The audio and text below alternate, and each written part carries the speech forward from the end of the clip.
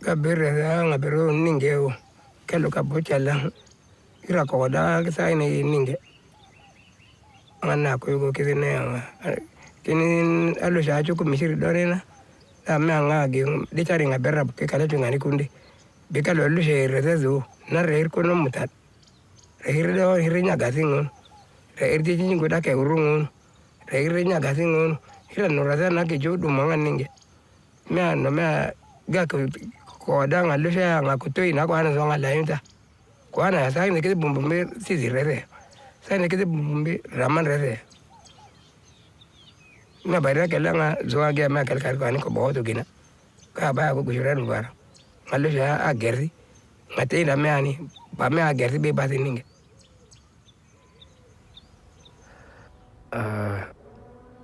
مشاهد كيف طرفين اللي هن سوريين اللي هن رفقاتي واخواتي واهلي بطراف العيله مستعد يمسك سلاح ويقتل اللي جنبه كرمال السياسه هي طرف. السياسه هي بديل على الانسانيه، الانسانيه هي الاهم. السياسه هي عباره عن علاقه مصالح بين دول كتير كبيره وعالم كتير فوق. نحن عالم درويش، شو دخلنا بالسياسه؟ ليش تتفوت؟ انت ما رح تغير شيء اذا حكيت. فلما بلش الموت، لما اشوف الموت قدام عيوني، لما رفقاتي شوفهم ملقحين وما عم يتنفسوا، بعد التفجيرات يصير التفجير، صار تفجير قدام بيتي كنت عبعد عنه اشارتين مرور، التاكسي اللي كنت فيه انكبس هيك. لما يصير تفجير وشوف ايدين ورجلين بالارض وشوف دم وشوف مخ وشوف عند باب بنايتي كانت في ايد ملحوشه، جارتنا كانت طالعه تاخذ ابنها من المدرسه مثل المجانين، غميت بالارض بس شافت المنظر. بعد ما شفت كل هاد خلص ربت عندي خوف وحذر مو طبيعي. الانسان ممكن يقلب وحش بالنسبه إلي، خلص يعني انا ما بثق ببشري غير حالي. ولهيك وطدت علاقتي بالروحانيات والى اخره، لانه انا جانبي البشري او الانساني او الملموس او المحسوس ما عاد يعني لي شيء. ការនៅ1970 ហើយជា78យើងនឹងចង់78ហ្នឹងណាបើនោះក្រុមគ្រួសារខ្ញុំគេបញ្ជូនទៅពោធិ៍សាត់តែពេលនោះបងប្អូនខ្ញុំ4នាក់ស្លាប់អស់ហើយគេសម្លាប់ទាំងអស់ទី1មុនដំបូងបងស្រីខ្ញុំ2នាក់គេបង្ខំឲ្យរៀបការពេលនោះបងស្រីខ្ញុំអត់ព្រមទេក៏គេចាក់នឹងចំពោះទងស្លាប់នៅចំពោះមុខខ្ញុំហើយខ្ញុំក៏អត់ដឹងថាអាហ្នឹងការស្លាប់របស់គាត់ខ្ញុំអត់ដឹងទេខ្ញុំនៅក្មេងខ្ញុំទៅ14 15ឆ្នាំហើយក្រោយមកក៏គេយកឪពុកម្ដាយខ្ញុំទៅសម្លាប់ទៀតចុងក្រោយយកទៅឪពុកម្ដាយទៅសម្លាប់ខ្ញុំក៏រត់ទៅរកឪពុកម្ដាយពេលនោះគេសម្លាប់ម្ដាយខ្ញុំទម្លាក់ចូលក្នុងដៅហ្នឹងគឺចាក់ចំពោះទងទាំងអស់និយាយរួមគ្រួសារខ្ញុំសិតស្លាប់ 3-4 នាក់គឺចំពោះទងទាំងអស់ហើយក្រោយមកក៏វាចាប់អូសខ្ញុំទៅកន្លែងព្រៃមួយហ្នឹងវាចាប់រំលោភខ្ញុំ3នាក់ត្រង់ចំណុចហ្នឹងហើយដែលខ្ញុំចង់ចាំអត់ភ្លេចគឺខ្ញុំពេលនោះខ្ញុំរើបំរាស់ជាមួយគេប៉ុន្តែរើអត់ឈ្នះគេរហូតដល់3នាក់ឯងខ្ញុំ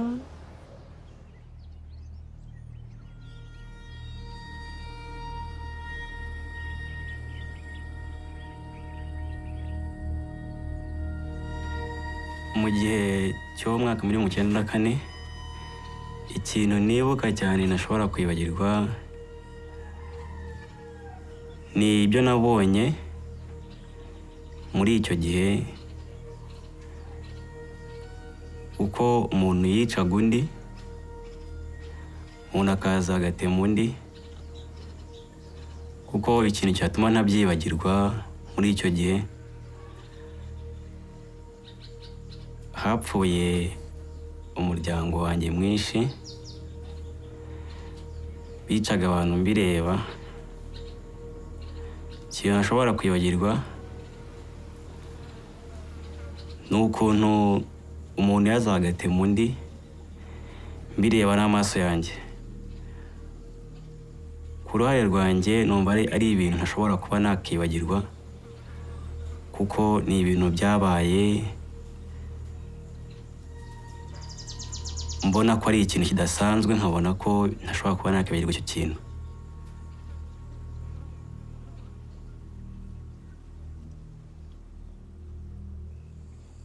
nubwo mu gihe cy'intambara nyine nari ndimo mvuga ikintu cyambabaje cyane. Ubwo twarahunze, maze guhunga mbese ntandukana n'ababyeyi. Maze gutandukana n'ababyeyi baho njyenyine, baho ba mu Masaka, bamo hafi nk'ibyumweru 2. Ubwo mbese nyuma yaho umuntu araza aramfata arambwira ngo ese ngo uri igiki. Jewe rero kubera ko narundi umwana cyane, ntabwo nari nzi gutandukanya umutu n'umututsi, ntabwo nari mbizi. Noneho ubwo ngubwo akajya mfata, agafata intoki zanjye, akagenda afata umubiri wanjye, akavuga ngo ndi umututsi, ngo nimba ntari umututsi ngo ndavangiye. Akayabwira abo bantu ngo nibandase, ngo bankureho. Noneho nkajya muga se murandasa munyica, muranyicira iki? Kari nta kibi nakoze, muranyicira iki? Noneho ubwo nyuma yaho haza ubwo bararasa cyane, amasasu menshi cyane. Maze kubasa amasasu menshi cyane ndirukanka. Noneho maze kwirukanka aho ngeze hose nkajya mbona ni imirambo y'abantu, amaraso. Noneho ngeze aho ubwo nahise nicara ndavuga nti Mana bibuka ushaka.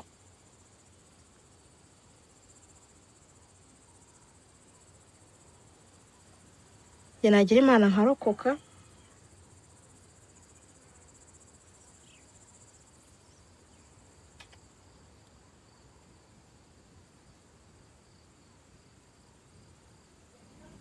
حتى من أول لحظة حملت فيها السلاح كان في نوع من أنواع الخوف. يعني الخوف موجود عند كل البشر، وخايف كمان إني أشيل دم أو كذا وهيك، أو إنه شيلت السلاح. أنا صرت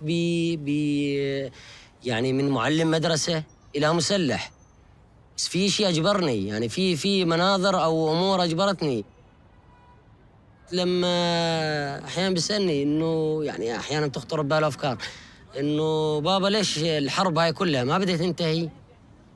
إنه بابا ليش أنت مثلا تقتل العسكري ما عنده أب وأم عم يستنوه وعم ينتظروا مثلنا؟ يعني بابا بقول له إيه مزبوط الكلام. ولا كان ليش بابا؟ بقول له بابا لأنه هو على خطأ وإحنا على صح. طيب ليش هو على خطأ؟ إيه بابا هو على خطأ، هو عم يقتل أطفال، عم يقتل عائلات، عم يدنس المساجد، عم يقصر المساجد يا بابا. إحنا عم ندافع عن الإشي هذا. فإحنا بنحاول دائما الأطفال نبين لهم كل هالأمور هاي. يعني إنه صحيح أنا حملت سلاح، بس حملته في شغلات أجبرتني على حمله، ولا مو حب إنه أرتكب إنه أحمل دم على رقبتي مدى الحياة وأحس بذنب إنه أنا قتلت إنسان. لا، ما حد بيحب يقتل إنسان أو يلوث يديه بالدماء. ما بخافش من الموت. أنا بخافش من الموت بس لأجل سوريا. بخافش من الموت لأجل أبوي وهذا. لو إنه ما بوفاش أبوي كان بخاف من الموت. أما هسه ما بخافش من الموت. لو إنهم يذبحوني يموتوني يفجروني بقذيفة ما بخافش. مو منه يلحق أبوي ولا ظني بسوريا. Tungana, tenti ministre somo teke mitemi kuna chanti baka tenti frère miti venger. Tungana mi fazo. Biki betin bede. Na ngonda so fembi na niso betin bede. Bi fazo ako use quand même binga que biki bi venger déjà frère mi so mi gang batlo so quand même déjà na mezo ako user. Et si mi fa voici 10 ou 15 binga de que quand même bisara a lingi na leti ngonda frère mi so. Malgré le coup mais quand même amena zunga a queen batilo. Depuis bête mina dia ouais, bi gens de tranquille. עד שערב אחד באמצע תקופת המילואים הובלתי כוח של היחידה שלי לתפוס מחבל מתאבד בכפר בפאתי שכם. ואחרי שהובלתי את הכוח היינו צריכים להוציא אותו וירינו על הקירות כדי שהוא ידע שאנחנו החזקים. ויצאה מהבית אישה עם ילדה לידיים וילדה קטנה לידה. היה 3 לפנות בוקר והילדה בבהלה רצה לקראתנו. פחדתי שתתפוצץ עליי ועל החיילים. צעקתי לה לעצור בערבית, היא לא עצרה. יריתי כדור מעל הראש שלה, היא עצרה. ובאותו רגע נעצר גם משהו בי. וזה היה הרגע הקצר הארוך ביותר בחיי. הילדה נשארה בחיים, וגם אני נשארתי בחיים. אבל באותו רגע מת משהו בשנינו. בילד שיורים עליו, משהו מת, אני לא יודע מה, אבל משהו מת. במבוגר שיורה על ילד, משהו מת, וכשמשהו מת, משהו חדש חייב להיוולד. התחושה של הבושה שיריתי בה, התחושה של הכאב, ובעיקר התחושה של פרק האצבע המורה ביד ימין שלחצה על ההדק, ירדה על ילדה. אני חושב שזו נקודה שמשהו חדש התחיל להיוולד.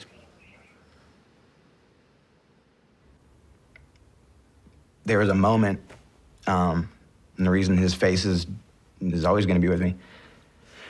There was a moment when he looked at me, and our eyes kind of met, and at that moment, it was like everything else disappeared. There was no sound, and it was just two people looking each other in the eyes, and just for a moment connecting as like two human beings in an event that is beyond any of their control. But at that moment, he wasn't a terrorist, he wasn't an insurgent, he wasn't an Iraqi. He was a scared man, and he was asking me for help. From that moment on, the war changed for me. It became a little more scary, and it became a little more, I started to question decisions a little more. Because of that event, it put a face. That scared, crying man peeing himself could be any or all of them. Наверное, делают человека жестоко таким же, потому что человек хочет отомстить, прежде всего, за эту жестокость. Но, как бы,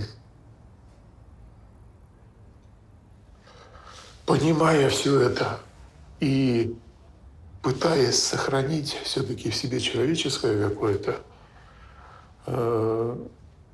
осмысление, вот это приходит потом, что после смерти нет покаяния. Понимаете? И твой враг, которого ты поверг, которого ты убил, он перестал быть врагом. И приходит осмысление, что для чего это все, зачем мы убиваем друг друга, и конца этому не видно, понимаете? То есть человеческая натура, наверное, устроена так, что, убивая другого человека, человек потом все-таки приходит к мысли, что этого можно было все-таки избежать как-то. Потому что жить с этим потом не так-то просто.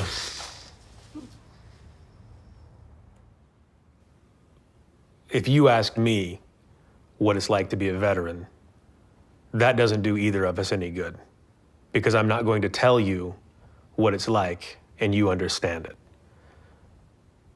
I don't have the capacity to say words that will make you fear what I feared, or feel the exhilaration I felt, or the mundaneness of day-to-day missions when nothing happens for months on end, and then the adrenaline when something finally does and it's awful. I can't tell you that so that you understand it. And you'll ask me when we run into each other in a class or something, how was the war? Or, you know, what's it like? But much more useful to both of us would be to ask me how I am now, years after, how I'm getting along. Because that's all I'm trying to do.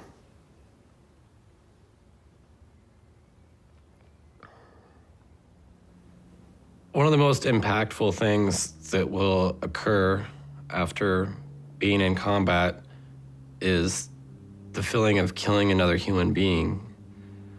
Once you've experienced it, you'll see that it's not like anything else that you've experienced before. And unfortunately, that feeling, your body will want to experience again. It's really difficult to try to explain to somebody what that feeling's like. Right now, I still feel like experiencing that again, and it's probably why I keep a loaded weapon in my house. I yearn or desire for someone to try to hurt me or to break in or to give me an excuse to use that violence against somebody else again.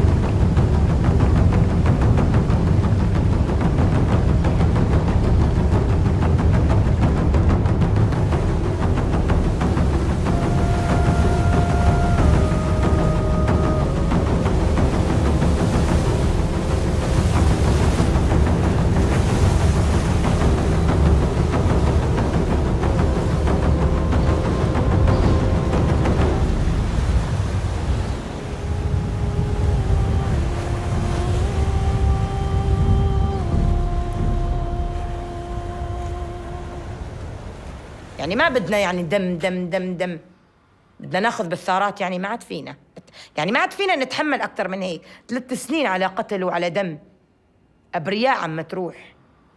كمان ما بدنا نتسامح. هو التسامح هو الحرية بذاتها، هو السلام التسامح. متى ما صفت القلوب خلص صفي كل شيء، ما عاد ظل في دمار.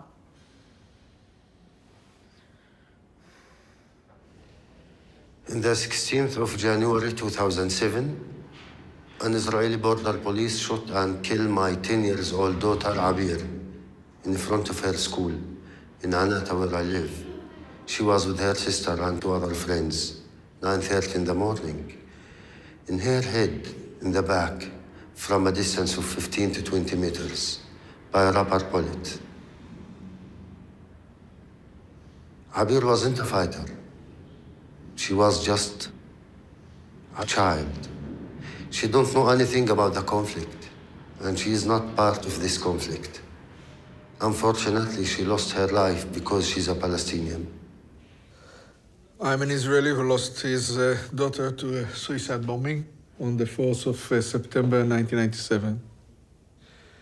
And I'm a product of an education system. These are 2 societies at war, and they socialize the young generation to make them being able to sacrifice themselves when time comes. And this is true to Palestinian society, and this is also true to Israeli society. Because we are human beings, sometimes you think, if I kill the killer, or anyone from the other side, from the Israelis, or maybe 10, this will give me back my daughter. No. I'll cause another pain and another victim to the others. I decide to break this circle of violence and blood and revenge by stop killing and revenge and support revenge by myself. My definition of sides have changed dramatically. Today, on my side are all those who want peace and are willing to pay the price of peace, and the other side are those who do not want peace and are not willing to pay the price of peace. Many people told me that it's not your right to forgive in her name. And the answer, it's also not my right to revenge in her name. I hope she's satisfied. I hope she rests in peace. הסיפור הוא שנכנס קצין גרמני במדי אס-אס לגטו, ובליל גשום אחד אמא אומרת לו, קח את הילדה שלי. אמא מספרת שהיא מרימה את גדר התיל ומוסרת את התינוקת שאני ילדה, כאמור יהודייה בת 2.5, והיא בלב כואב מספרת שהיא מעבירה אותי לידיים של איש מופלא במדי אס-אס. היום אנחנו יודעים שאותו אדם, אלוי זה פלווה, שירת בצבא הגרמני, כי זה היה, הוא חי בגבול גרמניה.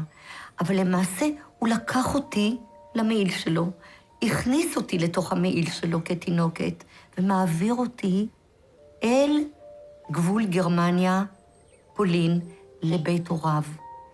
והם מגדלים אותי, הוא מספר שאני ביתו הלא חוקית, והם מגדלים אותי, הופכים אותי לנוצריה קתולית, הם מגדלים אותי עד סוף המלחמה, איזה מחווה, איזה מקסם, איזה יד מושטת, חוויה של ניצוצות של אור בתוך דברים שהם נקראים טירוף של אנושות.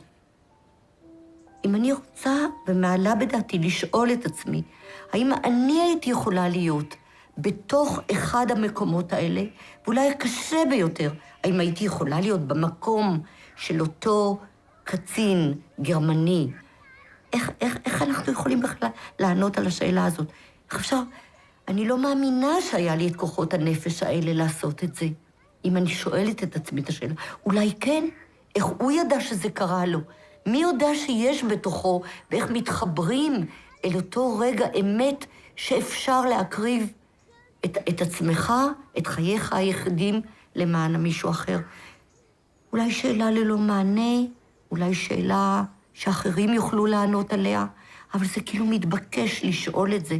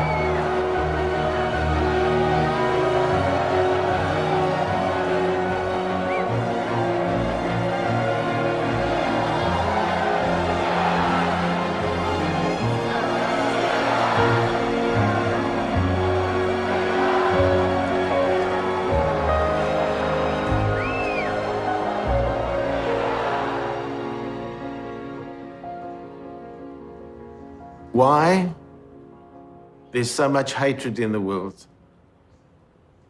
Why people have to kill. Why nations and communities and ethnic groups can't get on with each other. Why everyone thinks they're better, or their church is better, or their religion is better, or their way of life is better. Hay mucho. Eso es malo. Convivir. ¿Cómo estamos? ¿Cómo está usted? Saludos. Adiós. Eso es bueno. Pero, no, adiós. No, no, adiós, no, adiós. Eso es bueno. Los vecinos nos respetamos, nos queremos. Cuando un vecino necesita de mí, yo le sirvo. Cuando yo necesito, voy donde cualquier vecino. Mira, dame tal cosa. Aquí no todo es ir al colmado. Si yo necesito habichuela, una mano de plátano, yo voy de un vecino, va, búscame una mano de plátano, dame un pedazo de uyama, y yo consigo todo con mi vecino. Así que aquí nos llevamos. Aquí nos llevamos muy bien por ese lado. Sí, convivimos bien. After my brother was killed, for years I worked against peace. I was very active in mobilization. I was very active in throwing stones. I was very active in writing. And when I was 18, I decided that I needed to learn Hebrew, even though it was mandatory in my high school and I didn't do it. And when I went to learn Hebrew, it was the first time I sit in a classroom. Everybody around me is Jewish, but we're not soldiers, we're not settlers. And that interaction was so different. And we started over really weird things, have nothing to do with conflict. We started our conversations about music. The fact that I love country music, which is really strange for Palestinians, and I found a couple of people who did. We talked about coffee and which coffee is better, instant coffee or Arabic coffee. But it was from there that the whole demonization of the other was so hard to follow anymore, because we got to see a human being. And next time there was a suicide bombing in Jerusalem, I didn't think of the enemy and suicide bombing against the enemy. I thought of my friends. And I picked up the phone and I started calling to make sure none of them are hurt. Next time there was a problem in East Jerusalem and somebody was shot, all these people in my Hebrew class started calling me and wanting to make sure that I'm fine. And that interaction, that reality, made me come to a point of understanding that we have to bring down those walls that separate us. And if we know each other a little better as a humans, we might be able to also love each other instead of kill each other.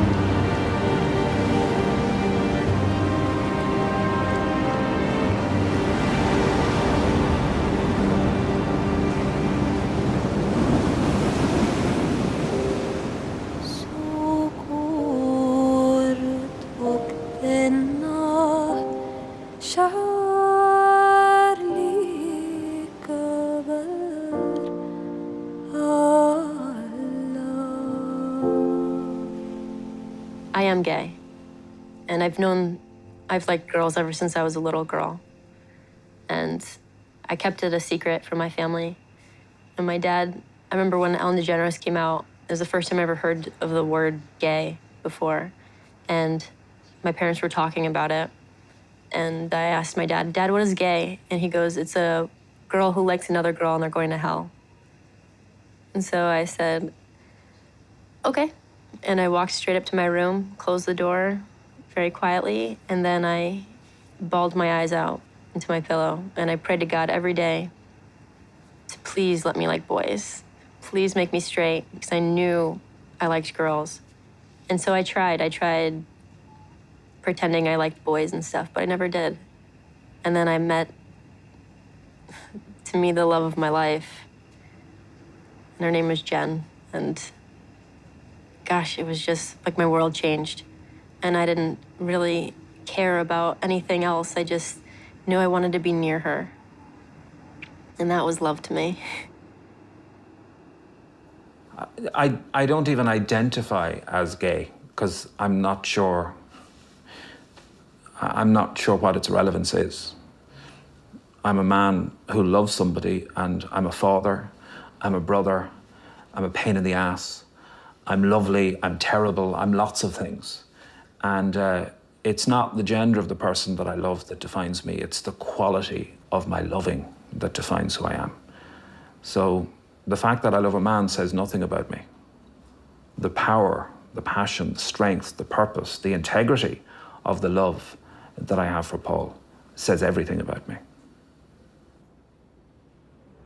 It wasn't easy for me to be with a woman in my country because, first of all, women who are with other women will be raped, will be killed, because men will think you are a waste. Men will want to correct you and rape you to become a woman. So also for me, for somebody who was married and actually come out of marriage and actually take that decision was actually a very difficult thing to do. And also as a mother, to actually have to explain that to my son, that I am now going to be with a woman and my family. So it was really a huge step to take, even my in-laws. So there were just so many things, and the society. But at the same time, I had to listen to my voice because I live once. J'ai vécu dans le mensonge. Et j'ai de nombreux défauts, comme tout le monde, mais parmi ce que j'estime être plutôt une qualité, je suis quelqu'un de franc, de direct, de transparent. Donc ça m'a été particulièrement difficile de vivre ces 30 années dans le mensonge. Alors pour être un peu plus précis, pas trop, j'aime bien découper les choses, les premières années après mon mariage, parce que je savais que je préférais les garçons, mais j'en étais pas complètement, malgré l'expérience que j'avais eue pendant 1 an et demi, voilà. Et ça se passait plutôt bien. Mais très vite, on est quand même rattrapé par ses désirs, ses pulsions, son attirance. Et donc, on est dans le mensonge par rapport à soi-même. C'est ça qui est le plus difficile à vivre, voilà. Par rapport à sa femme, par rapport à ses enfants, à son entourage, par rapport à tout le monde, quoi, hein, voilà. Et c'est ça que j'ai eu le plus de mal à vivre, voilà. Yeah, being a lesbian is not a choice, man. Something that is inside you. And that no one can help, or it's not curable, or it's not a disease actually. Because they always say we're sick. Our families even take us to the doctors, to the sangomas, but you just stay there. It's difficult with my grandmother because she doesn't approve with me being a lesbian, and she hates the fact that I'm one. Even I had to leave home and go stay on the streets because of my sexuality. I even had to force myself with guys so that my granny can approve, to get my granny's approval. And it hurts because I had to do stuff that I really, really didn't want to do. Even though I did that, I even asked a friend of mine who is a dude to pretend as if he's my boyfriend. But that guy, what he did, he forced himself to me, and then he left me with HIV. And that was in 2003. I did all that just to get my granny's approval. But now, I know that I don't have to do anything to please someone else. Ne pas se sentir reconnu, ne pas se sentir compris, ne pas se sentir aimé tout simplement dans sa famille. Aimer, oui, mais pas aimer pour ce que l'on est. On a envie de partager quelque chose. Quand un homo, il ne sait pas si c'est mal ou pas mal. Et si on lui dit, mais c'est bien ça, enfin c'est bien, c'est comme ça, il ne pense plus c'est à peu près comme quelqu'un qui sait pas s'il va avoir un cancer. Il sait pas s'il a un cancer ou pas. Et si on lui dit, mais t'en as pas un, un homo, il se demande ce qu'il a. Il sait pas si c'est grave ou pas grave et qu'est-ce que ça va faire. Donc si on lui dit, mais ça, il n'y a rien de plus merveilleux que des parents qui disent, et puis, t'es homo et puis. La seule chose, c'est qu'il faut que tu sois heureux. Pour moi, c'est tellement évident que c'est ce « et puis » qui manque souvent. Mes parents, ils avaient tellement peur que je reste homosexuel que quand je leur ai dit que je changeais, ils s'y ont vraiment cru. Et même si mes parents ils me posaient des questions tous les jours, ils me demandaient « c'est bon, t'as changé? C'est bon ?» Et comme je sais que c'est pas possible de changer, je fais comme si j'ignorais la question, je me prends pas la tête. Et au bout d'un moment, mon père, il n'en pouvait plus. Donc il s'est mis à m'engueuler, à me crier dessus, à me frapper et à me dire je sais que t'as pas changé, je sais que t'es toujours comme ça. Et à me dire si tu te fous de ma gueule, moi je vais te faire vivre un enfer et tu dois partir maintenant si vraiment t'es comme t'es. Alors je suis parti. J'ai pas hésité une seconde, je suis parti. J'ai pensé à quelque chose. J'ai pensé à mon petit frère. Je me suis dit, mon père quand même il nous frappe. Mon petit frère, c'est pas possible. Je peux pas le laisser dans un monde comme ça où il va être tout seul parce que mon grand frère est parti. Moi je pars, lui il va être tout seul et c'est lui qui va tout se prendre. Il y a un moment où stop. Donc il y a un moment où je suis revenu, je sais pas, un mois après je suis revenu et j'ai tout dit à mon père. J'ai dit que j'en avais marre, que j'en avais marre qu'il me frappe et je lui ai tout raconté, tout ce que j'avais sur le cœur pour lui faire comprendre qu'il avait tort de nous frapper, que ça c'était pas dans la vie de tous les jours, que c'était pas normal, que au contraire, mon homosexualité est plus normale que le fait qu'il nous frappe. Et on a passé, je crois, 3 heures à parler, 3 heures. Je lui ai tout raconté, je lui ai raconté tous les moments que je me souvenais frappants de ma vie où il me frappait. Et à la fin des 3 heures, il m'a dit une seule chose. Il m'a dit pardon. Et rien que ça, j'ai pensé dans ma tête, je me suis dit, là c'est le moment ultime. Et là je lui ai dit, papa, si je pars, une seule chose, je veux que tu me promettes de jamais plus frapper mon petit frère. Et il me l'a promis. Et c'est à ce moment-là que je me suis dit, je peux partir sans penser à autre chose. Je sais que là, ça va aller, pour lui, du moins.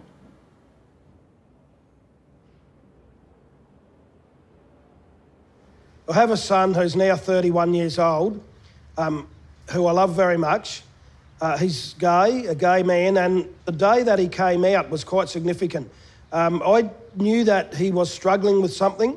He'd been suicidal, and he was 18 years old. And he said to me one day, "Dad, I've got to tell you something." And I said, "Okay, son, tell me, what is it?" And he went pale. He really went white, and he said, "Oh, I feel sick." And my heart really went out to him. And at that moment, I kind of knew that he was going to tell me he was gay, although I hadn't made that connection because he's quite masculine in his traits. But just at that moment, I had a sense that that's what he was going to tell me. So I said to him, "Son, let me guess. Let me make it easier for you, I'll guess." And he said, "Yeah, okay." And I said, "You're going to tell me you're gay, aren't you?" And he went, "Yes, I am." And I just really, really felt for him because it was such a struggle for him to tell me that. And everything sort of made sense because he didn't want to be gay, and that's why he'd been suicidal. And so I just gave him a big hug and said, "I love you anyway, son. It doesn't make any difference to how much I love you." And I think that our relationship has really been a lot stronger since then. So that's been a journey in itself. Я пригласил человека к себе домой, с которым мы уже раньше общались. И потом, когда я что-то готовил на кухне, он параллельно открыл дверь, впустил своего приятеля И мне дали бутылкой по голове, кругом были осколки, было много крови. К моему горлу поднесли осколок бутылки, нож, и сказали, что сейчас меня убьют, потому что я гей. Естественно, слово «гей» звучало не так. Была нецензурная лексика. Мне было безумно страшно, и у меня все пересохло во рту, и параллельно я кучу мыслей, наверное, перекрутил. Я понимал, допустим, что я же не боюсь умирать. Почему мне так страшно? И я понял, что я просто не хочу умереть сейчас. Я вспомнил, как годом раньше я был на похоронах своего знакомого, которого убили, потому что он был геем. Я вспомнил те случаи, когда действительно убивали людей. Мне стало очень страшно.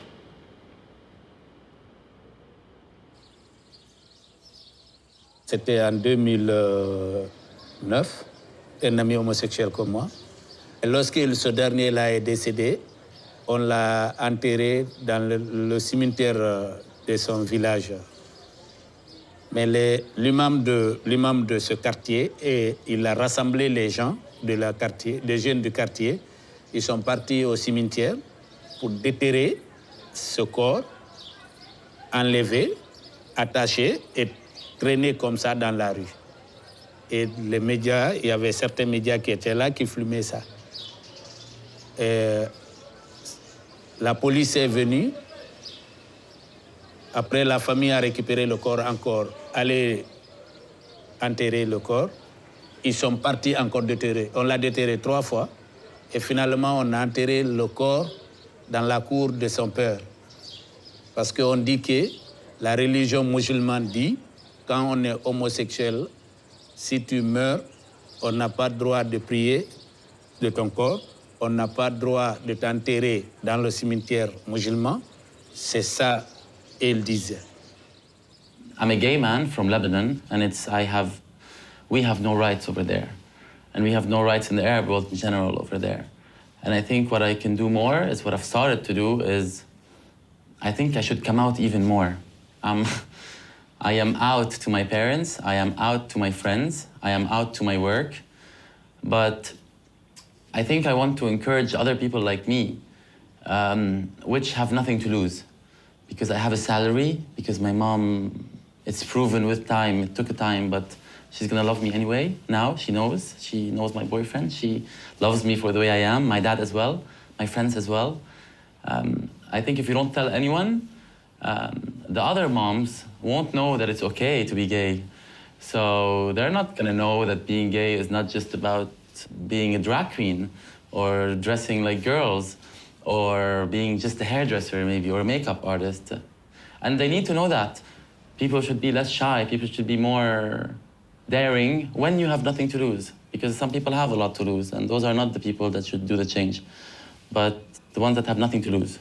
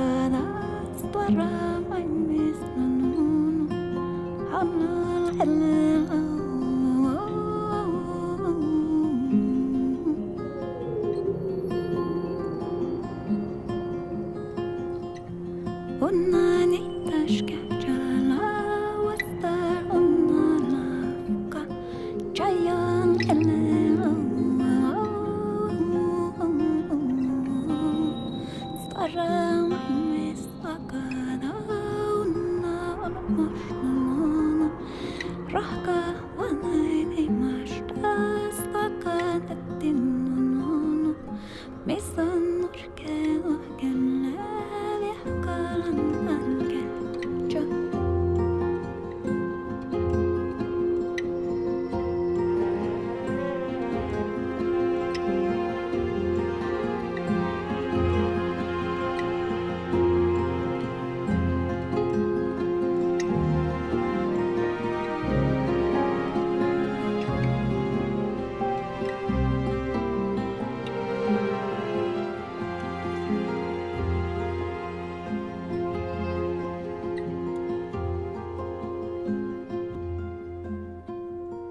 La familia para mí es comunión.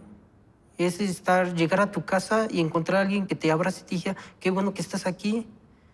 Ayudar a mis hermanos a hacer algo que ellos no pueden, que yo ya pude, por ser uno de los mayores. Enseñarle. Ver a mi papá llegar del trabajo, satisfecho, sentado en su sillón y pues poderle servir un café. Creo que me hace sentir bien.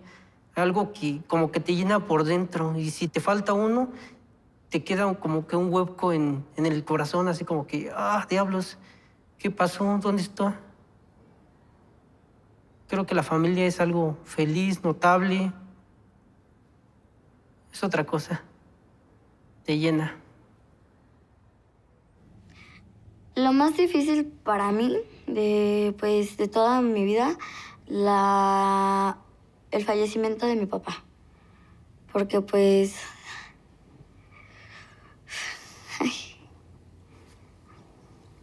me quiero llorar.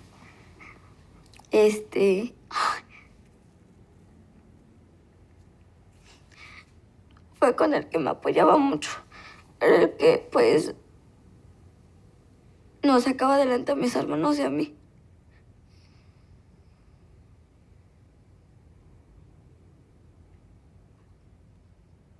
Lo que nunca podría perdonar sería a mi madre. Porque haberme vendido no fue una buena idea. Si ella tuvo algún problema, lo hubiera aceptado. Pero no fue conveniente que ella me vendiera. Porque somos sus hijos. Y le dolió tenernos. Y pues eso es lo que nunca yo perdonaría.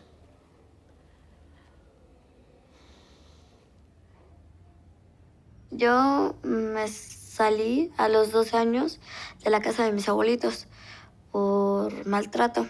Entonces me fui a la calle, estuve una noche solita, pasé frío y pues me daban ganas de regresarme, pues porque pues no sé, me daba miedo que algo me fuera a pasar, pero pues dije no, porque pues qué tal si va a ser peor, van a decir que porque me salí, ya no me van a dejar salir. Entonces dije no, pues mejor sigo mi camino para que pues a ver si me pueden independizar yo misma. Yo no le tengo miedo ya a nada porque viví muchas cosas feas y ya estoy acostumbrado. Pero no le tengo casi miedo a nada. Me dicen, no, que te vamos a pegar, que te voy a matar. Les digo, no, no les tengo miedo. Y si ustedes lo hacen, no les voy a tener miedo, les dije. Sí, a mí mi papá me decía que a pesar de a pesar de todos mis tropiezos que tenga, siempre para arriba. O sea, si me caigo, volverme a levantar. Y así, si me caigo, levantarme y levantarme. Porque pues eso es lo que me ayuda a mí. Y pues si vivo en el pasado, pues siempre estaría llorando, siempre estaría amargada, no amistosa, o sea, nada. Sino pues, no, sino ser juguetona y estar sonriendo. Porque si vivo en el pasado, pues de nada me sirve. Si no hay que vivir el presente.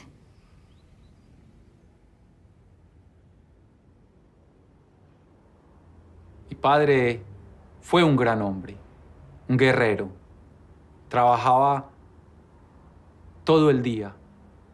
Era un pintor de carros y vivió una de las épocas más duras que ha vivido la ciudad de Medellín. Eran los años 80, donde el dinero del narcotráfico, de no trabajar, ese dinero del narcotráfico transformó la figura del padre, porque era el hijo que traía el dinero y aportaba más que ese obrero.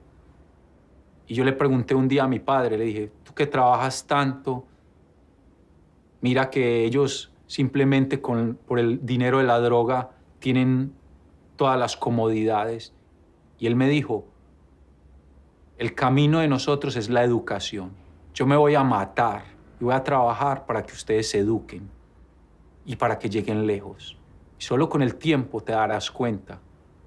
Y es ahora que estoy acá, que soy un profesional, que estoy haciendo realidad ese sueño de niño. Y miro a un lado esa gente que el dinero, el narcotráfico, todos terminaron en nada. He ahí la prueba, que era el buen camino. Y por eso siempre le hago un homenaje a ese padre. Y siempre lo recuerdo. Y cada vez que hago algo, será en nombre de él, de que él se usó para que yo llegara aquí tan lejos. Gracias, papa. Ça peut sembler très bizarre, mais il est très difficile de dire à mes parents que je les aime, en fait, tout simplement. Je crois que c'est tellement puissant. C'est un sentiment tellement fort qu'au moment venu, on n'a plus les mots, on se dit pas « je t'aime maman, je t'aime papa », ça se dit pas chez nous. Enfin, malheureusement, mais pourtant, on s'aime comme tout le monde, hein. Très très fort même. C'est ça qui est difficile. J'aimerais pouvoir trouver un jour la force de leur dire, vraiment, avec des mots, avant qu'il soit trop tard. When I got back from Iraq and my good friend was killed, his mother did not have any other children, you know. He had come from a family that had divorced. His father had a whole nother family and children with his new wife, but his mother didn't. And it was really difficult because I felt responsible for his death in a lot of ways just because I was in charge of him. So I would always call her on his birthday and on the holidays. And even though it was a very difficult conversation, but I felt that's how, you know, I would honor him. And from that, the conversations got longer and longer every time I'd call.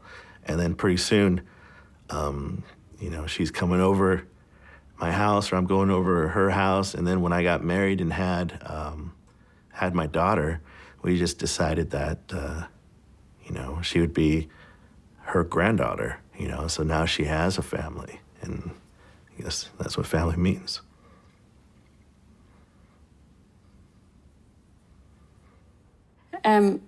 I think when I was young, I didn't think I was going to stay in the community of religious that I had joined. And I suppose I didn't understand what I was actually doing and that I was maybe making a decision which meant that I wouldn't have children and I wouldn't have a family as other people had. I don't really think I understood that. But later in life, I had a sister who died of cancer, and when I saw her family, I realized that when I died, there wouldn't be anybody to mourn me in the same way. Sorry.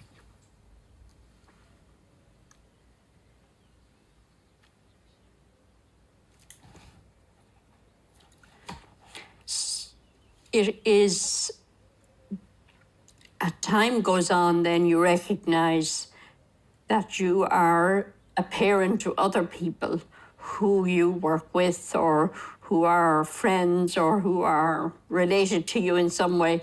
So even though you haven't your own family, you have family. So I think that's important to me. The magic moment that I had with my grandfather was right after my grandmother died. And I went to go see him, and I knew that he was hurting, but I wasn't sure what kind of state he would be in. And she was his partner 65 years, as well as his driver. And I went to see him and said, "Grandpa, how are you doing?"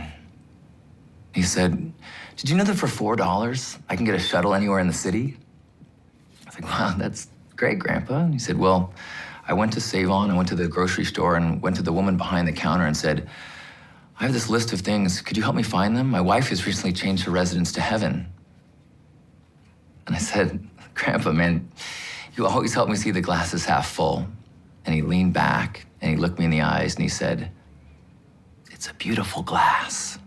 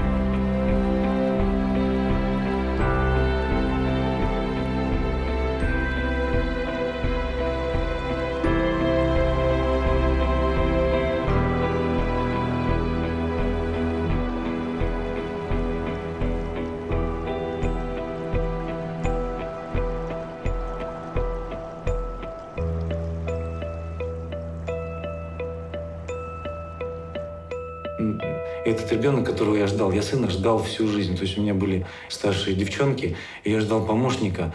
И сейчас хочу еще так же, чтобы был у меня ребенок-помощник. Но он мне помощник в том, что он мне подсказывает, он мне молчит, он смотрит на меня. Когда мы с ним что-то делаем, что-нибудь где-нибудь строгаем, стучим, я ему объясняю и проговариваю. Есть такая притча. Когда Господь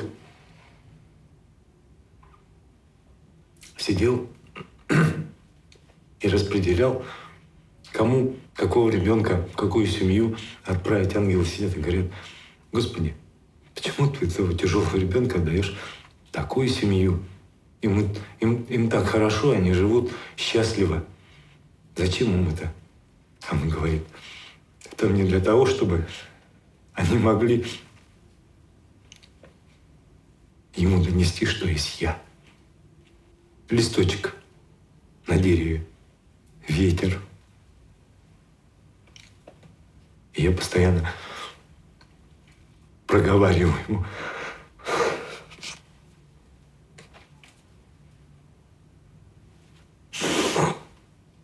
Я проговариваю об этом.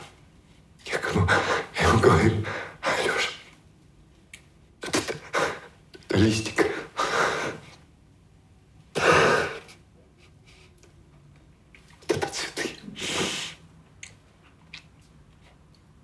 Это радость.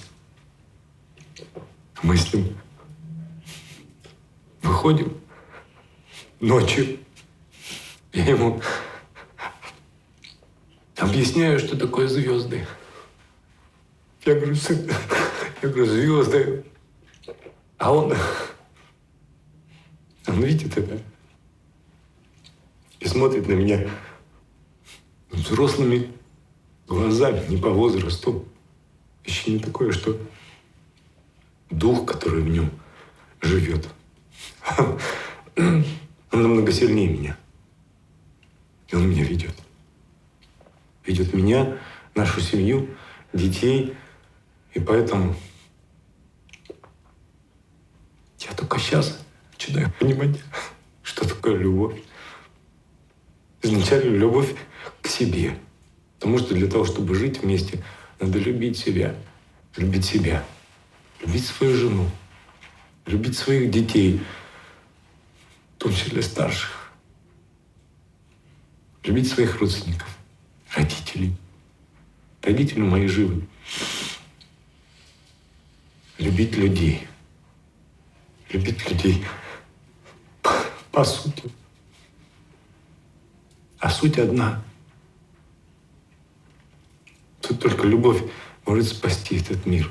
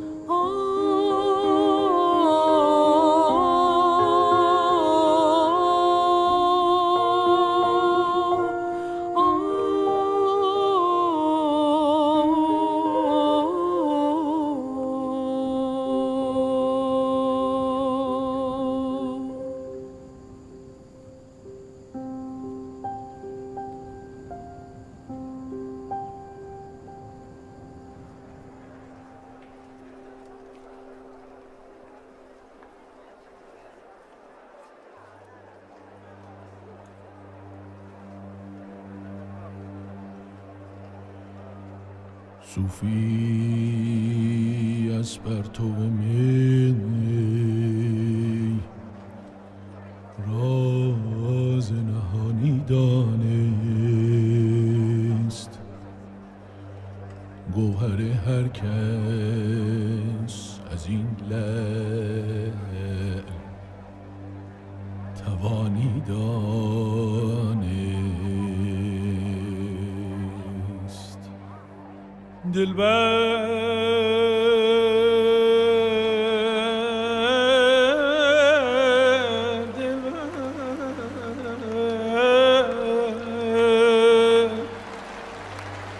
آسایش ما مصلحت وقت نری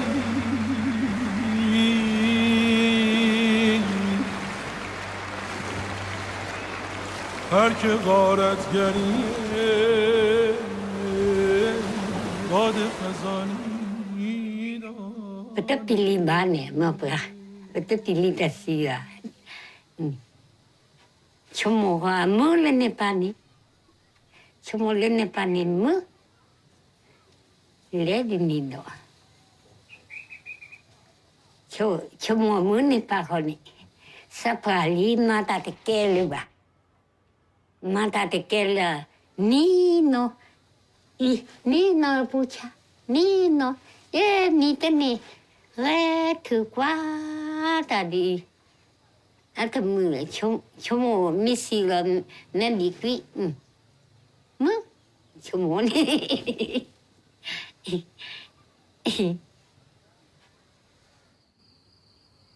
Après la mort, il n'y a plus rien.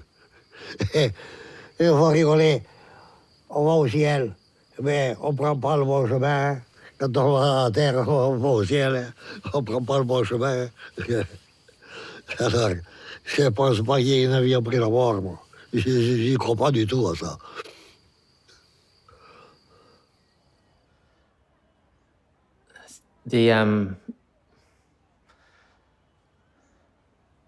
The most difficult experience I've had in my life is, I think, losing my father.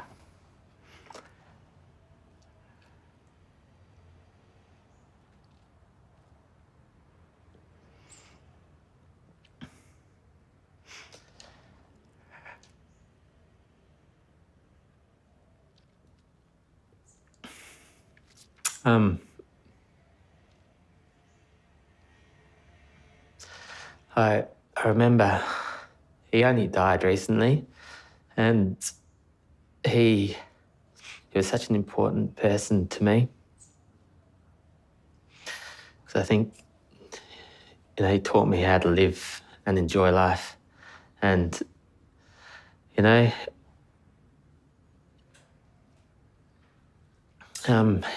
he died in my arms.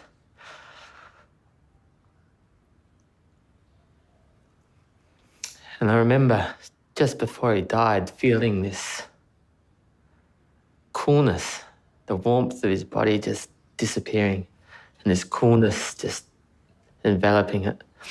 And he just died, and it was just like, part of him leaving his physical body. And it just, for me, it was just a little moment of just seeing how precious life is and how meaningful we all are to each other. I'm not afraid of dying. I don't know if God exists or not, but I choose to believe. And when I look at the universe, I hope there's a place where our spirits can go and where we'll recognize each other.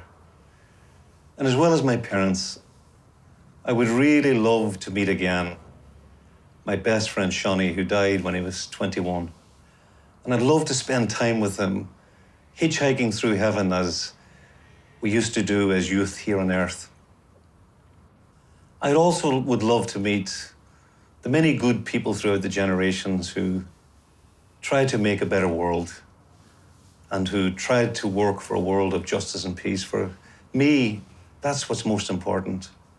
And indeed, when we look at the great religions and philosophies and ideologies, and when we try to simplify the complex dogmas and theologies, it all comes down to love. So I hope my spirit is taken up in a great ballet and a great cosmic dance of love, where there's no more suffering and there's no more sorrow, where we can no longer hurt or be hurt, and where we can truly celebrate the great gift of consciousness, the great gift of being, the great gift of life. And if, in the end, there is no God,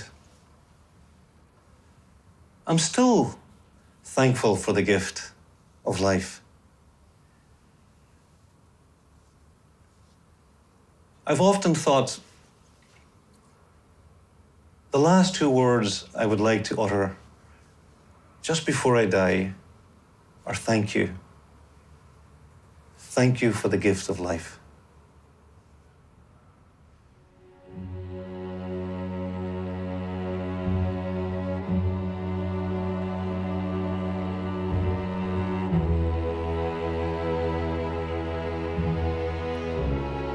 Y el sentido de la vida,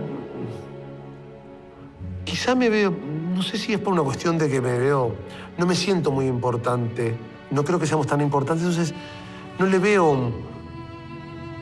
veo la vida como algo. La vida se lleva. Todos estuvieron, todos están y todos vamos a dejar de estar.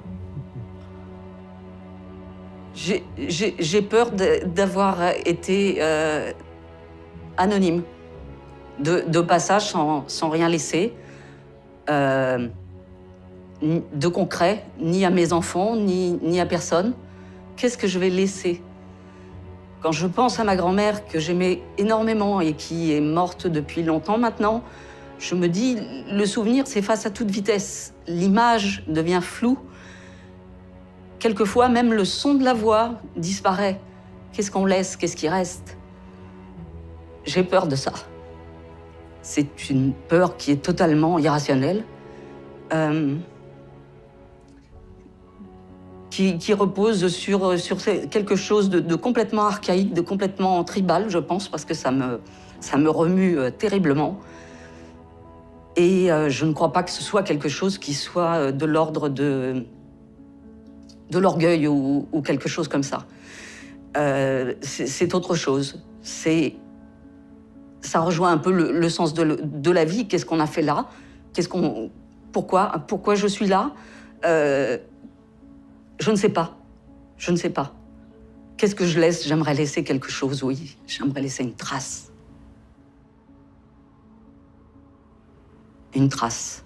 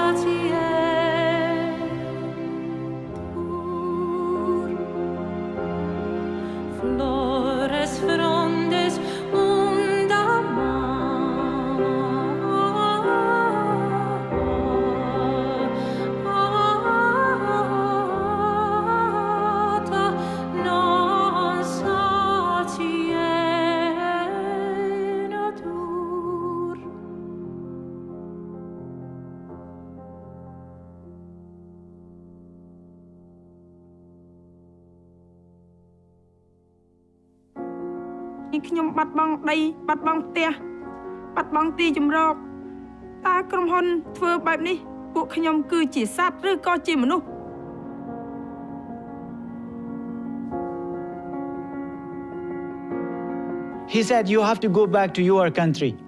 I said, where is my country? I don't have a country, man. It's a killing ground.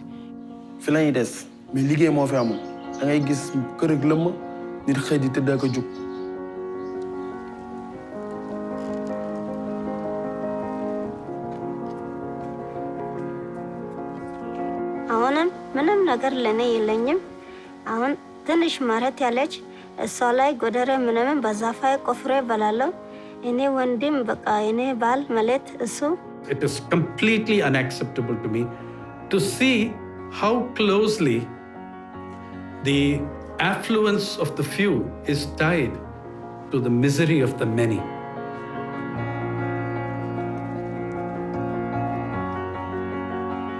هیچ چیز فرق نمیکنه. خداوند مرا چشم و گوش و دان و دست پای داده سورم. منتها یک چیز فرق میکنه که یک آدم علمش بالاست، خوانده است، من نخوانده. Losing half of my body has forced me to balance the other areas of my life in a mental and spiritual manner. Счастье, когда внуки бегут навстречу и своим ангельским голосом кричат «Бабушка!». Вот именно когда бабушка кричат, а не бабушка, когда повзрослеет. Это тоже счастье. Me being 15 with a life sentence, what can be the meaning of my life? That is a hard question.